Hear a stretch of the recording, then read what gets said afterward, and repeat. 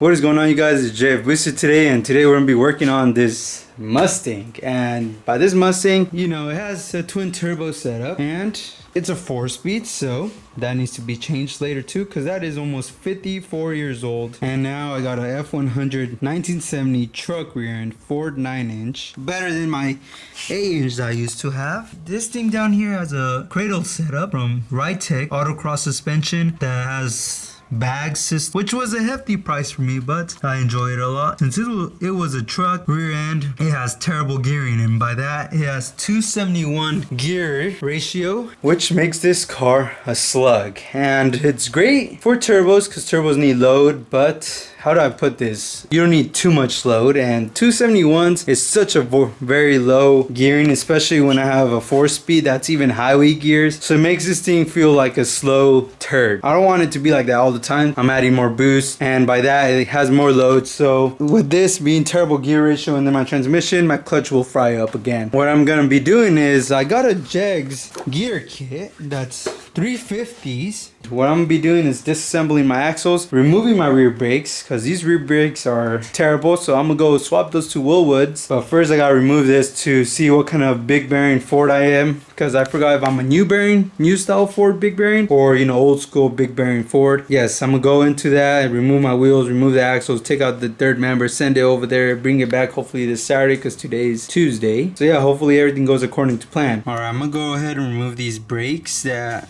aren't even been here for too long. They probably have less than 1,000 miles on, but they collected some rust because I never decided to paint them, which I don't regret because I'll be swapping to a Wilwood. But here's a problem, that my brakes been getting air in the system. I didn't install these properly. As you can see, the bleeders down here, and they're supposed to be up here to not get any air bubbles back in. That's what I believe I heard once I check out this side. And the bleeders down here. So I think I just had defective brakes. Other than that though, I'm gonna go ahead and take this apart.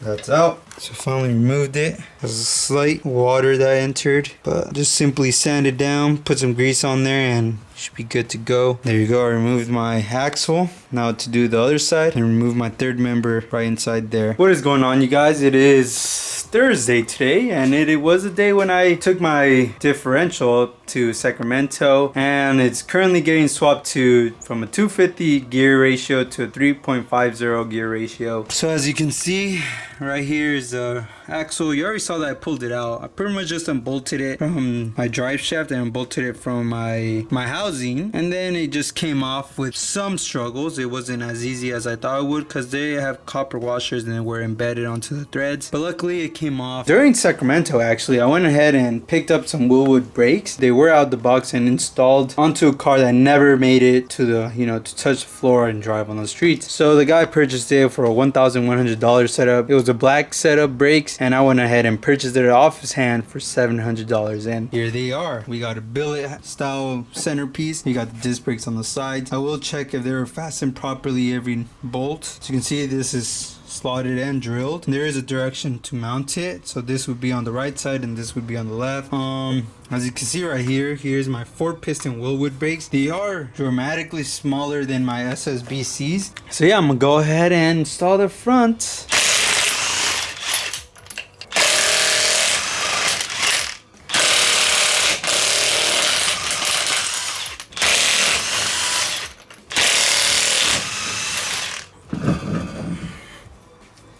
Alright guys, so these discs are actually smaller than my Wilwoods. I could tell already by the diameter, and by the Wilwood company, it might be a tight fit for 15-inch wheels, and this one still had like 2 inches left, so this probably is meant for a 14-inch wheel. But yeah, these treat me very well. I'm happy that, they worked for me, but I think it's time to upgrade for my Wilwoods. Alright, part is about to go down. Nice. This brake kit actually weighs a lot more than my Wilwood, and is a lot bigger as caliper wise, but the disc is smaller, and the other ones are slotted and drilled, so I believe Wilwood would perform at least a bit better. Not that it's slotted and drilled for that reason, but I just think caliper lightness, and being a 4-piston would actually help this car. Now next step is to remove this centerpiece and get the whole hub off and put the new one in. You gotta do a little bit of love taps. Voila, it's now off. Take out the caster nut, which is probably a 7/8. These are lightly anyways, and I think I could do it by hand actually. Oh my god, it was by hand. They ain't supposed to be tight anyways. Okay, so it's off now. Now time to remove this whole unit. Looks like I only had 3 bolts. I guess one of them fell off. It doesn't really matter though, because it just holds the blast shield. Alright guys, so now it's just a pure spindle and ready to mount the next set of brakes that I got. And all that is for sale for 500 bucks. I'm pretty sure it's gonna be sold before I even upload this video. So alright guys, so first things first is this bracket right here that will be mounted to this side, I believe. This right here is gonna be mounted right here. Perfect. It's not gonna, so let me get closer. So the problem here was when I mounted my old ones, they're too big that it smacked my control arm underneath and didn't make me do U-turns, and I hated that because when I put my right suspension, you know, I lost an advantage to do U-turns, and that really aggravated me because I would have to do a full round turn, like around the block, to get to my entrance and even to fill up on gas. So this right here being up here, I have clearance down here, so it's not gonna be a problem. So yeah, I'm really happy about that. I won't be having any struggles no more. I mean, I want to post it on the rear, but this, just having the clearance makes me happy. It makes my day. Yeah, I'm gonna go ahead and fasten these down. Then I have to look at the instruction manuals, because the guy said he repacked them already, but I feel like I should take them out and repack the bearings, because I'm not sure how he repacked them. So yeah, other than that though, I'm gonna go ahead and look at the instructions and then get back to you. Do it by hand. I gotta check the torque specs on these things though. Not sure what they are. Go ahead and brake cleaner this. First I'm gonna dab onto my thing and see what happens to it when I do. Alright, so it cleans that off, but I'm gonna see what happens to my billet when I do that. Alright, should be good. So right here on these Willwoods, there's a pin here. You remove that and you pull out these pads. I'm gonna just pull out one just to make this easier to install. There you go. We got ourselves a brake kit. Well, a brake installation. Nice. Now I could be able to turn my car with no problems. Holy shit, I just forgot something. I don't have any studs. I mean, I could pull it out of these ones. I don't have studs, man. Damn it. Okay, you guys, so finally put in my axles, and that means I installed my diff. I do have to torque spec that, but first I wanted to see if the axles were going first. The offset from my flange here to here is 2.5, and no, it's not 2.5. It's like it's 1/8 more than that. But the brakes say that it needs to be a 2.5 offset. I don't think 1/8 would bother it. I think at that point it's just brake padding. Do that. I don't think it's gonna be a big issue just by 1/8. I mean, I know 1/8 is a lot for some cases, but that's all I could do for my axles. So I pushed as much as I can, and that's as much as I could work with. As you can see, the bushings are out. Well, not bushing, the bearings are out, and I just tried as much as I can. And I guess these bearings are a little wider than the other ones. Other than that though, I'm gonna go ahead and install my brakes. But first torque spec the diff, and yeah, then I finally installed the rear, and then I'll let the gasket with this RTV dry up first. You always gotta dry it up first, and then install the oil, and then call it a day, and then work in the front. But I still gotta wait for the studs, so that'll be Monday, and then the dash on Tuesday. So yeah, you guys, everything's going pretty good on schedule. Yeah, you guys, stay tuned. All right, now that I'm done torque specking the diff, I'm plugging in my braided lines. The only issue I have is that this one's gonna still be rubber, so it doesn't really serve a point if these are braided, because it has to be a whole hardline system to make this be, you know, have consistent strength. Either way, upgrading this doesn't really benefit me, but this is the only way to plug in my Woolwood brakes, so I had to purchase these no matter what. All right, you guys, so I finally mounted the bracket back here. So as you can see, this is the Woolwood bracket. They're supposed to be mounted this way, but I think they're unidirectional because it has 4 bleeders, so just depends wherever you want to mount these. And so I put it front because my bags are in the way and I don't want to rub my brake lines off and destroy them. After that, I hand tightened these, but I grabbed it with both hands. Derek over here showed up, and with an Allen key we tighten it as much as we can. So he probably put around his 200 foot-pounds of torque, because they said these are supposed to be 180 foot-pounds of torque each one, and that's insane. But other than that though, now I'll mount this on here and then put my brake caliper on and torque spec the brake caliper. Now that I mounted this on, I'm gonna get lug nuts and fasten it all the way in.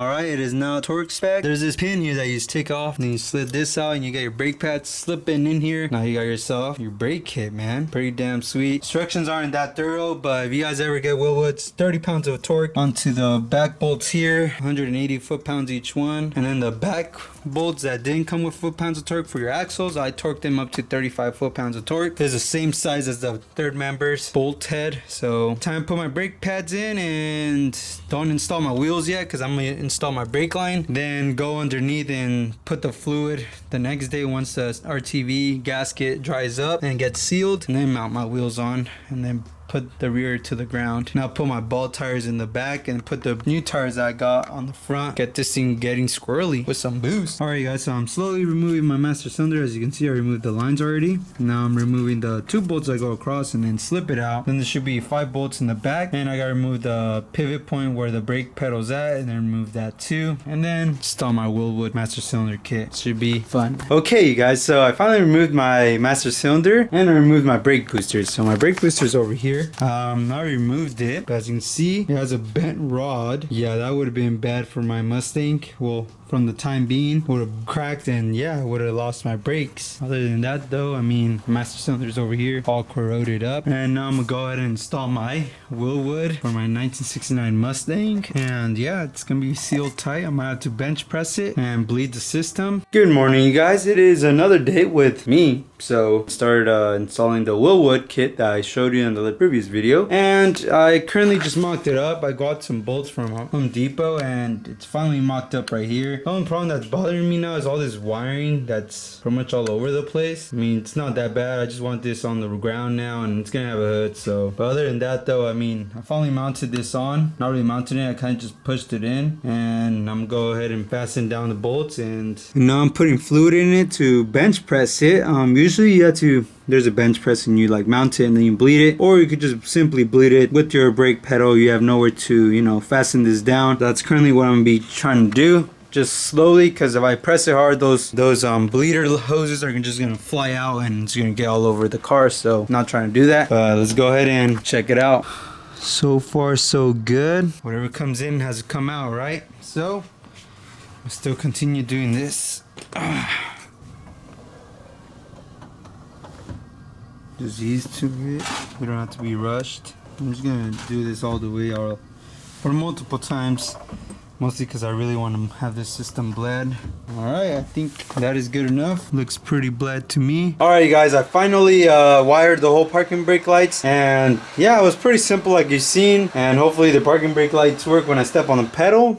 Should be good to go. Finally did all the wiring, all the lines for the proportioning valve, because like I've said, I couldn't do my line lock kit, so here it is. I put on the cap just in case to keep the dust away or any particles to go inside the system and contaminate it. But as you can see right here, here's my distribution block, and here's my proportioning valve. I could adjust the brake bias. I had it up here in the beginning, but then I just remembered that these have to be in the bottom of the master cylinder, because if you don't, then you'll get air bubbles in the system, and yes, you got faulty brakes. So not faulty brakes, but it'll be spongy. There you go, you guys. The last piece to put this Mustang on the ground and bleed the brakes, but these are 3 inches long, so I'm going to cut them to probably 2 inches to make it fit. And finally, I removed one of the spindles. Well, we got Derek over here threading the final bits onto the hub. Since the hub already has the threads installed, we had to torque spec these. There you go. There you go, man. We're done. Time to mount these on, put the wheels on, and bleed the brakes first. Okay, I'm done, dude.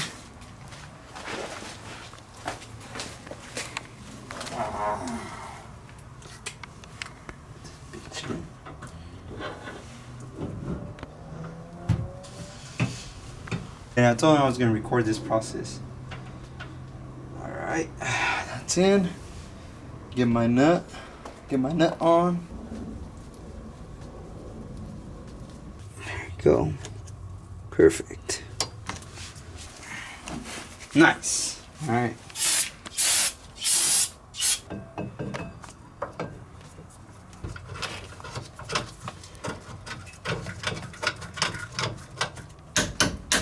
Okay. Now it's like, look at that, dude.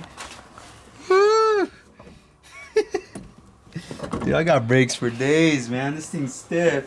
Cause the last time when I had single pistons in the back, I didn't do it right. I forcefully make them mounted to the front, but the bleeders were in the bottom, so air would go back into the system, and then that's what caused it, the spongy brake pedal. But now with this, I am not going anywhere, dude. I am stopping like a dime. Damn, this is actually amazing. I'm finally installing my front spacers. Are 2 inches because I haven't ordered the right offset for my wheels, and mostly because there isn't no offset for my wheels, so I'll have to live with 2-inch spacers plus getting the right offset for my rims, unless I could go a -8, which reduces it to 1-inch spacer, but this is what I could live with for now. Alright, you guys, so I successfully got the Mustang on the ground, as you can see right over here.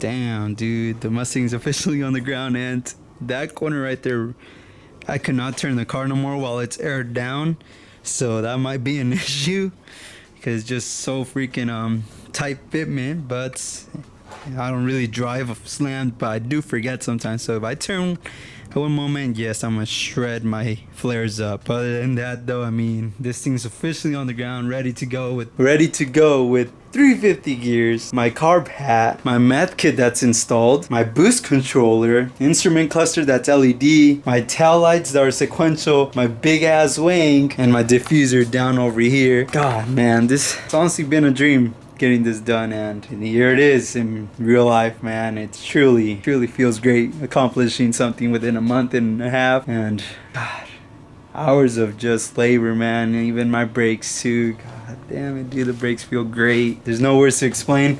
Other than that, I'll make a new video by tomorrow, and hope you guys enjoy it, because it's time to take the Mustang out.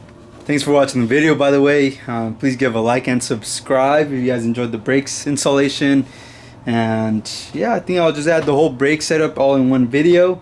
Also, the switch panel and the digital gauges, I don't think I've shown you guys a video of how I did it, mostly because it was just simple in a short video, so I didn't think it was that important to show you guys. Other than that, though, I'm gonna go ahead and dial the distributor in, get it top dead center, and get this beast going by tomorrow. And stay boosted.